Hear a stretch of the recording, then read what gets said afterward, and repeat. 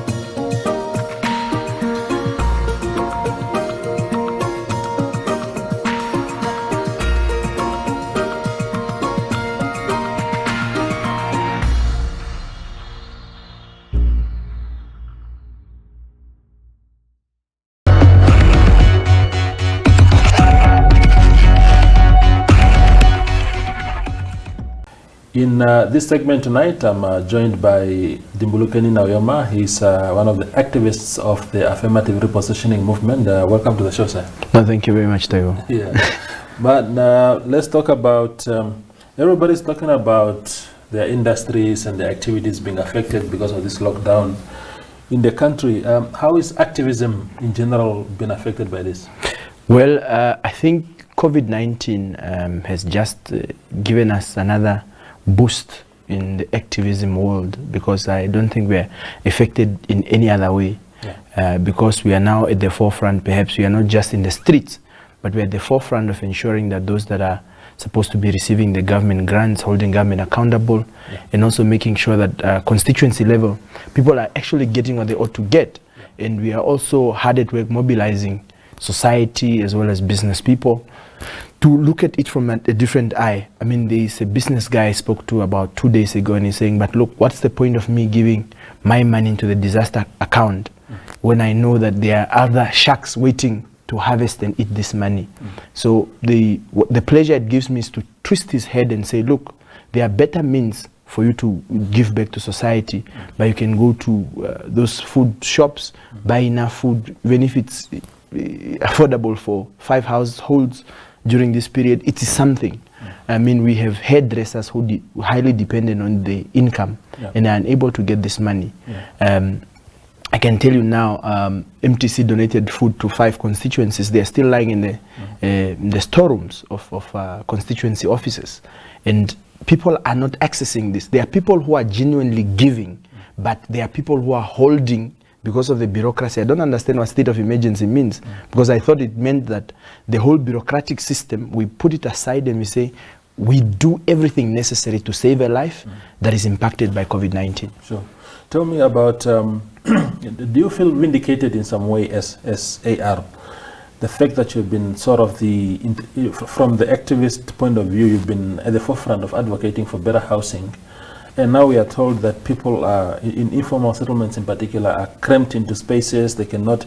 Do you feel that these are the kind of things that you would have been avoided if your wish were granted for years? Yes, I mean, I look at what our leaders are saying. And of course, for us to flatten the curve, we must stay at home.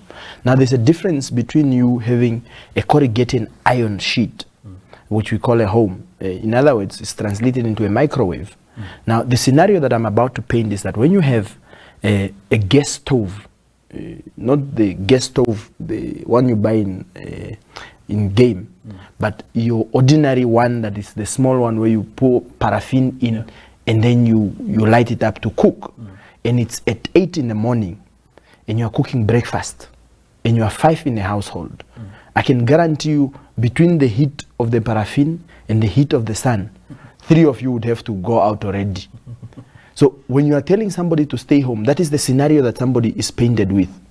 But of course now, with the Minister of Justice having explained the parameters in which one can stay in, it gives us better comfort, but we would have had a better rate of people staying indoors if we had dealt with the housing situation 5 years ago. Prior to this lockdown, you were among a group of activists who were leading demonstrations in which you were calling for the president to step down, President Hage Geingob to step down. What was that call about? What motivated you to say that? The genuine call around, and remember that we started it before he took his oath. One is to appeal to his conscience as a democratic leader that he claims to be, as a man who called our constitution a piece of paper, as a person with conscience and having Namibia in the interest of Namibia at heart, to say, look, we have gone through a democratic process which was proven to have not been just and fair to the voter. Now, in the call for the demonstrations, when I saw the Swapo party going to the streets, I thought we were having the same call. Because genuinely, we're all saying that we have voted for our candidates, irrespective of whichever candidate you voted for, and you believe that the process needs to be just and fair and credible, then you would have participated in a national call to say, let us go back and have a just and credible process. Now, we have read what the judgment has said, and I can tell you in the whole 48 pages of the judgment, since page 1, the Chief Justice has always been speaking about the credibility of the VVPAD and the importance of the VVPAD to the EVM machine. So, as we head to the last section of the judgment, you see a different twist in language. Now, one wonders really, when you are speaking and you are saying that A is correct and should have been in place, and you come back and you say that this is not what you ought to have pointed it out to deal with this section and that section, and prove that this was not right, this was not right. And if I listen to the senior counsel Gauntlet very well, and he pleaded with the justices, and you are saying, the very first main reason why he comes to court is to say that elections in Namibia in 2019 were not done in a constitutional manner. If we can prove that we're done constitutionally, then there's nothing else that we are dealing with, because in the essence of our activism, we are simply just calling to say, can we have constitutionally just elections in Namibia as provided for? I mean, the other merits in terms of whether reciprocal or not, in terms of the laws passed in 2014, and we have all, I mean, there's no way we can amend the budget of 2014. Some things are just undoable, but we are saying, can we start off a clean slate by saying we have now made mistakes for the past 5 years? Somebody was misled apparently. Even others who have called for that, to say that this, what we are doing is not right. But we needed to then say, can we start off a fresh government, a fresh parliamentary sitting, which is voted into as prescribed by the law? And people just focused on President Geingob, and we are just saying, no, it's not President Geingob. We are speaking about the government and the arms of government to be constitutionally bound as we move forward from 2019 to wherever. And so President Geingob, of course, you just said it's not really about him, but him and the ruling party and everybody else have been subjected to that process of the court, and therefore they have been essentially, the court says they are fine. They must remain in their positions. There's no evidence before court to suggest that they got their wins through dubious manners. But why is nobody talking about the courts that made this ruling? Because the courts made this ruling, and then we go and say, no, Geingob must step down. But what about the court that said it was unconstitutional, yet upheld the results? In fact, the demonstration was in phases, and it has begun on the 7th for a particular reason. Because in the coming weeks, we are then in consultation with the courts, because we're going to the courts and we're going to address the Chief Justice. And we plead to him and say, Chief Justice, this is our call. And remember that at the time, there was an appeal for the justices to resit and reconsider their judgment. So we wouldn't want to interfere in that process. So we're allowing that process to go, and at the same time also submit a petition then to the Chief Justice to say, this is how we, the rest of the Namibian nation, feel. And remember, protests in other people who are fascinated about numbers, we're going to have an online petition as well as the one of people physically signing. And when we go to court and we're going to give this petition with the actual figures of Namibians who have voted, we're going to differentiate between Namibians who have voted and Namibians who have not voted. Because if we provide, say for example, 400,000 signatures of people that have voted, that is automatically 2/3 of what the people that came out to vote in terms of presidential and national elections. So we are going to have a significant number of people that are saying, this is our cry. Are you able to listen? Because we are allowing the lawyers and others to do what they do best. But us as activists, we are ground-based, and we are going to do what we are going to be dealing with, apart from now the corona that came. Yeah, sure. So apart from the demonstrations that you led recently, there's always been a consistent push from AR in particular against activities of government, against activities of President Hage Geingob himself. How much of these activities or this kind of push against the president in particular are rooted in the events of 2015 when you, Job Ampanda, George Kambala and Ngurare, Elijah Ngurare were expelled from the party? How much of this anti-Geingob rhetoric is actually rooted in the events of 2015? we laugh because I don't think when a mother of 5 children is faced with a situation of paying tuition fees for their kids, lives in a corrugated iron sheet, having a kapana that is kicked by the police, is an anti-Geingob rhetoric. Yeah. Many would always see and deviate the discussion to a personal ground. I mean, if we have issues with President Geingob, we'll write to him personally and say, Chief, are we able to address this matter in this direction? Now, many seem to forget that the birth of AR came under the leadership of President Pohamba. And many make this noise and say, no, you've not been what addressing. In fact, in our activism, it began with President Pohamba's era. If at all people must question us, they must go refer us back to when we started with President Pohamba. Of course, the birth of AR came in a transition of government between President Pohamba and President Geingob. And we have applauded President Geingob when he has done well. But we've also stuck to our word to say, look, in as far as the restoration of the dignity of our people is concerned, we must never be shy about it, and we are never distracted by pedestrian views. So we are aimed at ensuring that we are providing the voice that needs to be a voice of reason to those that are in power. I mean, sometimes an elite will never say anything wrong with spending $5,000 on alcohol, whilst this is a street kid. I mean, we have a situation now at the complex where homeless people are put in tents. There's no social distancing that is observed. But if you speak about it, then you are anti-government. But we are saying we are flattening the curve. There are people who have TB in those tents. There are people who've never had contracted TB in their entire life. But after the lockdown, they will be subjected to screening, or if not contracting tuberculosis after leaving that place. Of course, we are saying people must assist. Government must do what they can. But what people fail to see is that we have no business in entertaining President Geingob's personal life.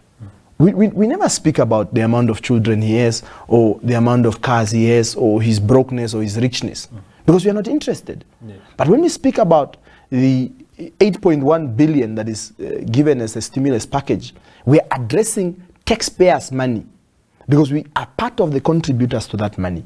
And we must hold somebody accountable. And we can't all say, for us to all be yes men or yes women of society, but we must provide an alternative to thank government when they do well. At the same time, be able to hold government accountable when they need to do so. And we are proud.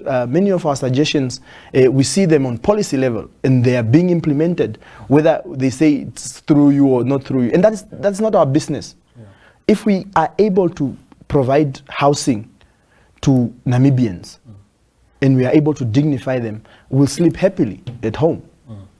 The fact that you, as one of the lead activists of AR, and AR in general, stood with or supported Dr. Itula in the election last year, also says a lot about your views about the current president. You are saying it's nothing personal, but what issues do you have with him or against him? The support for Dr. Itula, I mean, we get it every day. But people fail to understand that we are ideological beings. President Geingob is a capitalist, and it makes no exceptions around it. I'm not a capitalist. So we agree with PDM at some point because they are center-right. The mere fact that they begin with center, where a person is important beyond money, then we are able to begin the first conversation. Now, capitalists believe money before anything else. I mean, in one of the private conversations, we got good information around this. It's difficult to operate with communists when you need to drive a particular agenda. Of course, Namibia is a mixed economy. We understand that. And personally, and somebody at a personal basis, you have the liberty to choose which ideology to choose. So the support of Dr. Itula is an ideological support.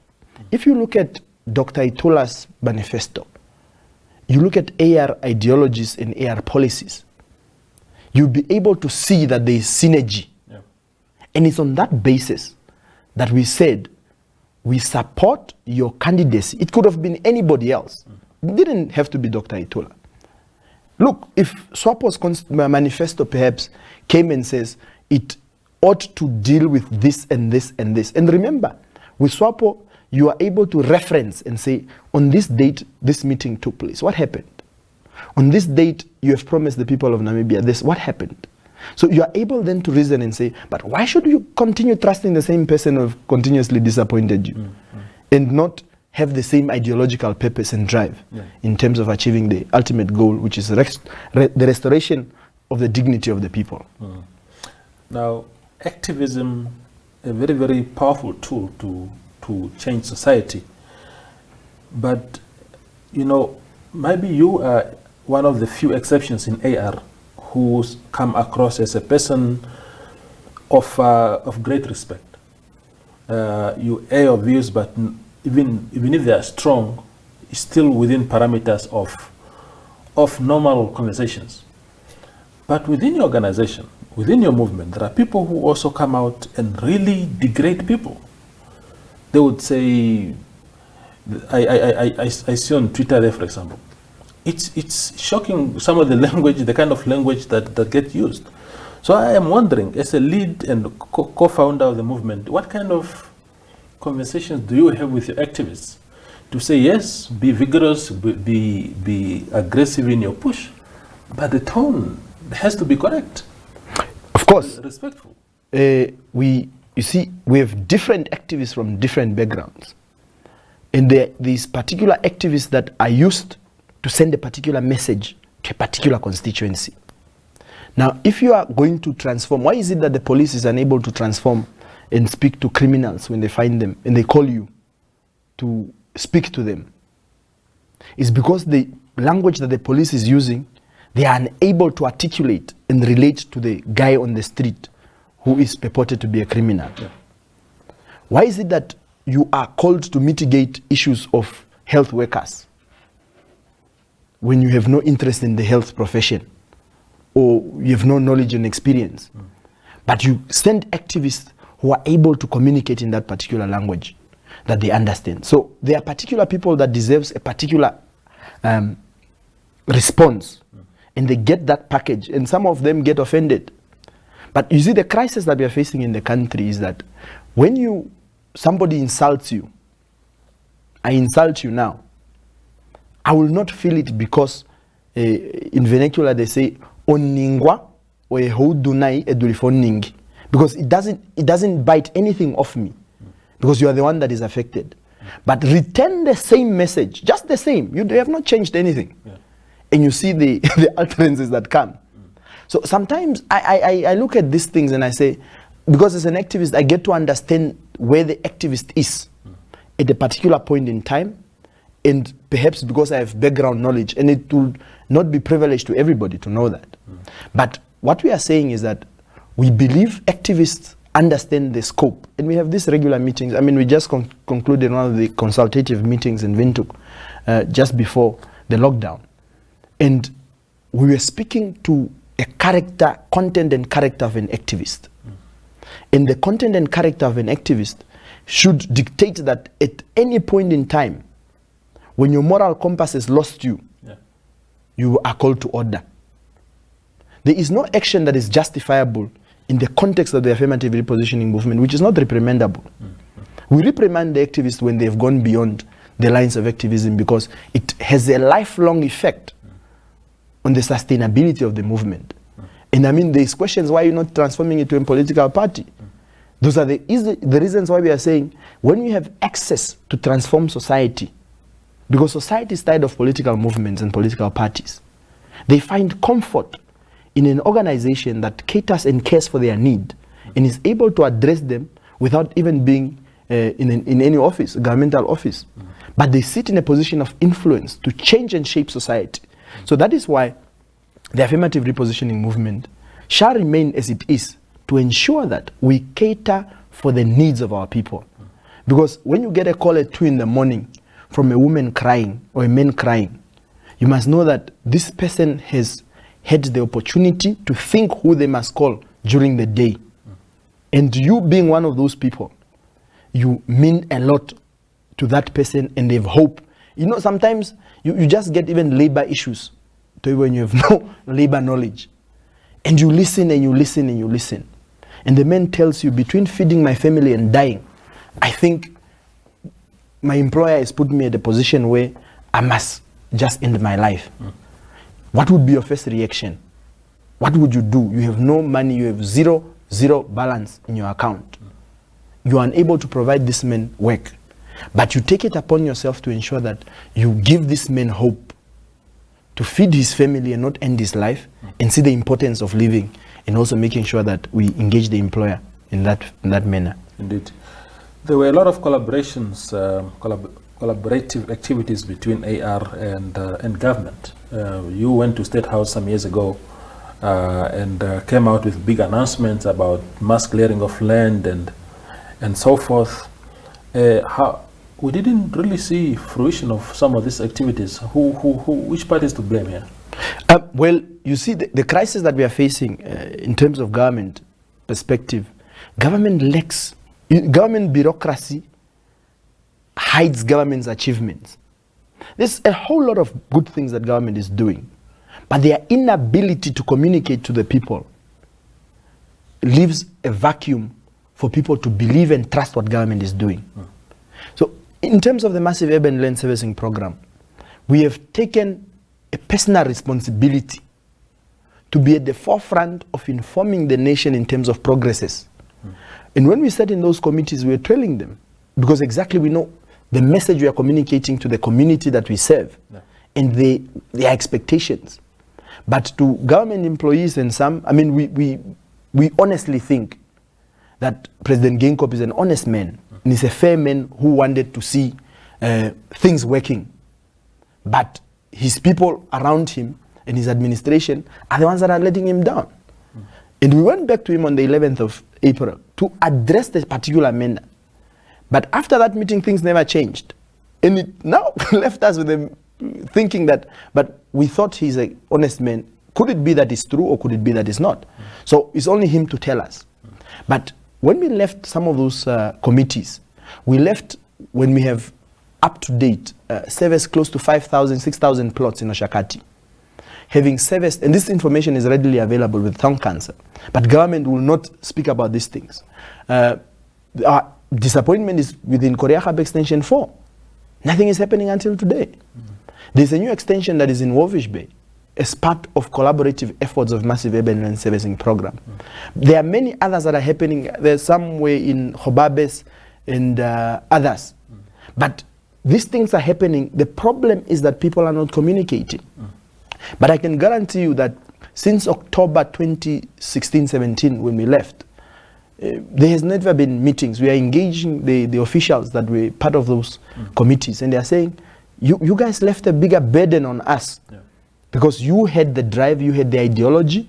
People never wanted to take the communication. The problem is that in the government system, the person on top and his own beliefs supersedes even the voice of reason. So people don't reduce titles from themselves and say, I'm not an activist Dimbulukeni from AR. I am Dimbulukeni and I'm here to listen to Toivo. Can Toivo convince me to do something differently? So the moment that those that are in government don't want to take that hand, and that helping hand, things will remain the way they are. Yes. But of course, we take equal blame because we had created aspiration and expectation in the people. And that is why we are busy now with the process of securing land. In fact, we are now in the final stages, just that Corona came, of sealing a deal that would enable close to 200, 300 young Namibians to have access to a plot in Windhoek. And we are doing this in different towns. We have offers in Rundu, we have offers in Oshakati, we have offers somewhere in the south. And this is what we are saying, that we cannot run away from the 14th of the 21st of November 2014, when more than 14,000 young people came to submit letters of application of land. We can never run away. Even if I go to bed, I'm always thinking about when you meet somebody, they would ask you, Chief, but on the 21st we were together. How far are we? And this is the message that you get every day. So you cannot rely solely on government. And that is why the affirmative repositioning movement has taken a twist in operations and saying, we can never wait for government to do things for us. But where we can, let's do it ourselves. Do you guys in AR have, there's always this recurring accusation that, okay, these guys they use the movement to accrue wealth for themselves. They have gotten plots in Hendy's Bay and all these things. Are you a rich man now since AR came in? Well, my financials are open to public scrutiny. In my account, I think I have to date $85. Yeah, I have 85 Namibian dollars, not 85 million, $85 in my account. We survive by mere good Samaritans. I am having difficulties in settling my plot in Hendy's Bay. It's an open secret. It was in the papers. Some journalists called and I said, no, it's better for me for them to hear. But there's a good Samaritan who's saying, because of the work that you do, I'm willing to pay for your plot on your behalf, and you're able to pay me back with the time that you can. I run and assist young black businessmen get their business out there. I don't do it because they pay me. I do it because I have an obligation to economically emancipate black people to the network that I have. Yes. They say your network is your net worth. Maybe that's why I'm rich. And my money is still loading. I struggle to pay my child's fees. I need to empower him in education. Many people look at and forget that people went to school to attain a qualification. Some say I don't have a qualification. Let them find out whether I have or not. But when you go to school to attain a qualification, it's not for you to be poor. Let's not go and say, no, this one accumulated wealth. I have a degree, or I have a certificate, or I've done level 3 at the NTA. So I cannot use that skill and let it, and I mean, look, it's somebody who goes to church and say God will provide without you doing action to it. No. As activists, we must be, that's why we say we believe in information transformation and also inspiring young people. if I'm a banker by profession and I have no knowledge in the financial sector, I failed in my responsibilities as an activist to inform young people in terms of the economics of the country. So we must take charge and responsibility in what we know. I mean, there are some that have master's degree. You expect them to be living in a shack when they have access to the means to buy a house. Yes. So we must create, activists must be inspirational to society. If an activist is driving a BMW, if an activist is driving a Mercedes-Benz, if an activist is driving a Lexus and is yet able to assist the people in the shacks, you must be able to look up to that activist, because not all of us we are just like our hands. See, we're not all equal. But we serve a particular constituency that must be lifted out of the poverty, because it's not what we want for our people. Indeed. The final two questions. First is, last year you were arrested, January 2019, you were arrested because you obstructed police from doing its work. What was that about? As an activist, we are prone to many things. Yeah. So the arrest does not deter me and does not deter the work I do, because you can read many activists were arrested. Some were beaten. One of the activists was beaten during this lockdown. One is arrested for just trying to help, being a voice of reason, to say, look, you can't take the sugar from the meme because he needs to provide Oshikundu for his children. Is there no better way to tell the shop that sells the sugar? And I thought the ban is on alcohol, not on the sugar. So to enable that shop not to sell, because if you take the sugar from the person, you've created more debt to this person and you've taken them 5 steps back. So that was simply what we were doing on the fateful day of the 18th. Is it 18th of January? I think so. Yeah, it's on the 18th of January, the same day I lost my aunt. The same time I got arrested, when the cuffs were going on, is the time she took out her last breath. So for me, that day, I think, was significant in a sense that we are actually tested of what we claim to do. And there will be more arrests coming, I think. But we were simply just helping and saying, look, can we be the voice of reason? Is it fair that, Toivo, you, as a man, to have access to a place to sleep, a woman must ask something as compensation from you? Yeah. Is it fair that a woman sleeps on, I had it on my profile picture and people didn't understand what it was. It was a wired thing with 2 crates on the side, and she used that as a bed.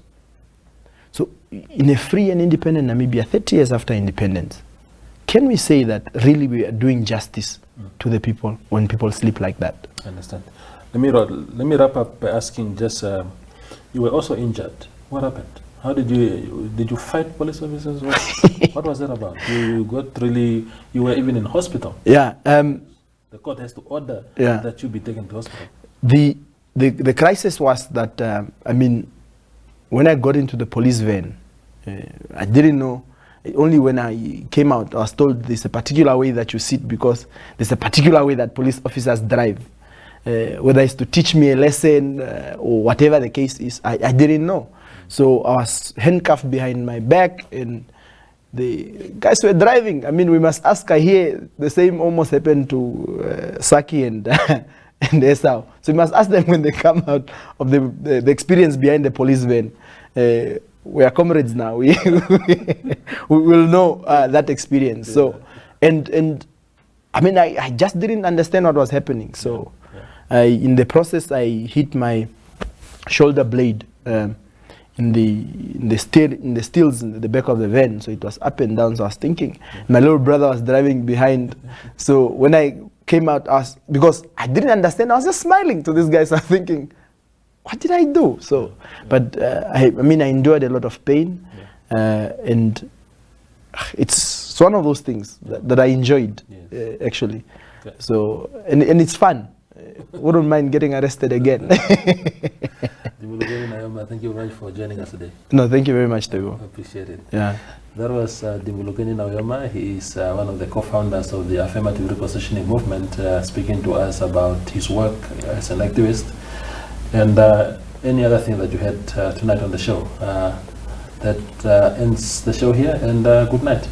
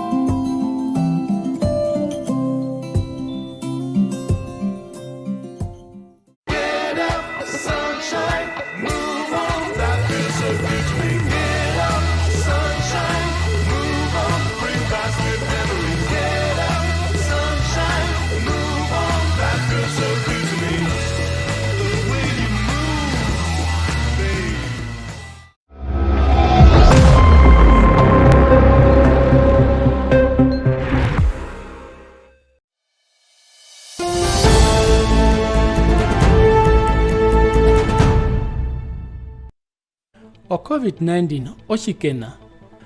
O COVID-19 omuhise omupembu mauyenene okupuna kwa mapunga no miriu vyomathu vaneno. Owo iyetwa iyo muhoko wondwi yo corona. Ovikanena okukorora, oupyu owingi murutu, okuhino kufuvana nawa. Themburuka kusha, ovirikushire vyoko murungu mavitho kuungurisiwa iyo vaungure vuveruke na imbamba vera rukuru. Vikamisa kusha odhombudhendu wa munu dhadhu komburo ompikame poyo washiri. Oranda nomburuma, ovinamodongeshefa mavitwiri kwa rukwao kama avianda kako. Omiti omipange vyomuhise wa mapunga kavino kushurura omuhise mbwi o COVID-19. O COVID-19 kai yenene okushindwa nukaihwangwa iyo tumwe. Kohorora omakewoye noheva aruhe. Aruhe koho makewoye noheva yomakenji no alkohola muyo, po koho makewoye nomeva ngenoheva. Gapekaro oruvede pokatiko vandu, aruhe shito gushapekare oruvede romukato wometa imwe, pokatiko yeno mundu ngumakorora po ngumatie odhombato. Penga okupuna komeho omayuru no shinyo. Omake yetuna kovino vingi nietoora odhondwi peke peke. Shia toora ondwinji, omakewoye maye nene okutwara ondwinji komeho, po mayuru po koshinyoshoye. Chero mbato po korrea mokatishu po moshipeteko. Aruhe horeka oshinyoshoye no katishu po moshipeteko, shimokorora po shimotie odhombato, na mbilahi okatishu kwa ungurisa hakahana. Omapuwo washiri kuna inga wa mainjambo, omirari vyotungo vyomahakaeneno vyeura no mahungi omengi ohunga no kusha ondwi yo corona maipengwa no kusha omuhise mbwi o COVID-19 mbuyetwa iyo yo corona maupangwa Njurutare pamwe kwa mapuo washiri na nguma edhiri o mainjambo shiva. Ohunga no mahwangero, mainjambo maisha, ondwi yo corona maiyenene okushindwa iyo tumwe no vikuria vyo vashina. Epuro washiri marisha, kako, ondwi yo corona ondwi yo murari wa mathu vaneno, buhwangwa mwamata indu omundu shakorora, po shatie ombato, po shathuvana, okupititha omunyo po okupitira muuta wa mate na mayuru. Ohunga nonjeverero, omainjambo maisha okukoha po okuhua omayuru woye nomeva wa mongwa, maku maye nene okushurura omahwangero wa mushithembwi o COVID-19. Epuro washiri marisha kako, kapeno uhatui wokusha okukoha eyuru nomeva wa mongwa, maye nene okiyama ovandu. Peno uhatui ongundi wokusha okukoha omayuru woye nomeva wa mongwa inga osaline yenena okuvatera ovandu mbavere oshinjumba, shaka uriri, okuhakahana okuverura, pothia kakushaera omuhise mburi momirari vyomathu vanendo kako. Ombuvyaro yo mainjambo maisha omahungishi vako mirari vyomahaka enisiro maisha okurisha shano alkohola poshikariha morutu roye aruhe makuyenene okushurura o COVID-19 nokusha okushurura omeva omakohore po kunwa omeva omengi mayenene okupititha ondwinji morutu. Epuro washiri marisha kapeno uhatu imbuma ude uparizo maheango oparukade. Ongaro ombwayo ukohoke no uveruke, mumu no kukoha omakewo ye oruvede aruhe no kupenga okukara popelu no bandu, makutitipariza omahuangero. Ombudiaro yoma injambo maisha ovikahise vyomake mabieneno kudepa onduyo corona. Epuro washirimarisha kako, ovikahise vyomake kabina kieneno kudepa omuhithembwi o COVID-19. Nungwari okukoho makewo ye no heva, no make jino alkohola po okukoha omakewo ye no meba woheva mabienene okukubatera. Omake omakohoke yeso kukahisiwa nawa nerapi ekohoke po ovikahise vyombepo. Omainjambu waure maisha omunyo mutaradhu po omunyo woupyu omawiro wamawe wombepera okuria ogalika po okurikoha no meba omapyu vyarisiwa osho miano mbima bienene okushurura ondwinji. Epuro washirimarisha kapeno uhatui mbuma ude uparisa omahea inga nokusha o COVID-19 maienene okutunwa yo mwinyo wombepo po omakwede wombura. Omwano muthemba wokuri shevera okukoho makewo ye oruvede aruhe nokupenga omahakaeneno kweno vandu mbuma peya avekara nondwinji.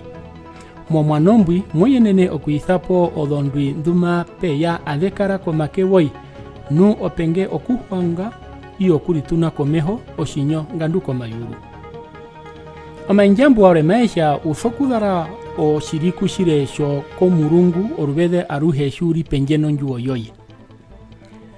Epurarwero mainjambo marisha ufokudara o shiriku shiresho komurungu oruvede aruhe shuri penjeno njuo. Epuro washiri marisha kako obando baveruke mbehino vikanena vyondwinji numbehia munika omuhise wo corona vetho kudara ovirikushire komurungu indishimashevere omundu nguma hakerwa mu muhise mbwi po omundu ngwadikamisiwa kusha unondwi omuhise mbwi.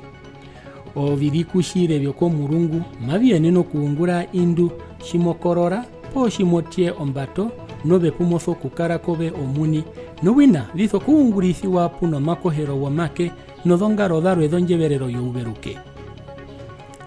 Ohungano mapangero omainjambo maisha omiti omipange yodho antibiotics mabienene okushurura nokupanga onduyo corona.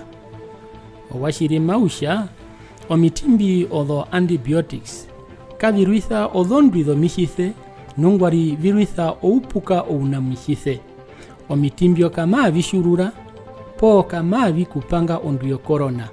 Kapeno mitimbi mavishu kwa muruvede ndwimbi maviruitha po mbima vipanga omuhise wo corona posio kusha imbambe no muhisembo maveneno kuunguritha omitimbi munika modhongandado miti omipange shimuna o paracetamol no aspirin.